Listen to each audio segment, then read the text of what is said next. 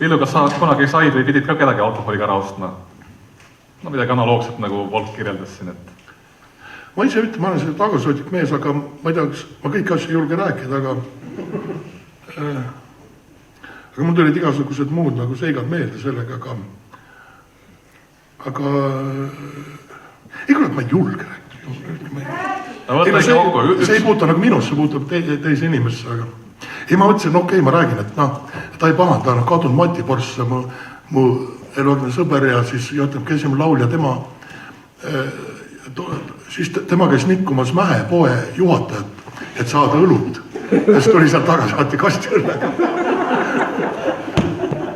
See on kuidagi sama nagu, võt siis tuli Peetriga Volk käis seal Araratis juhataja juures, et kohe tuleb juhataja ja poole tuleb pöörd.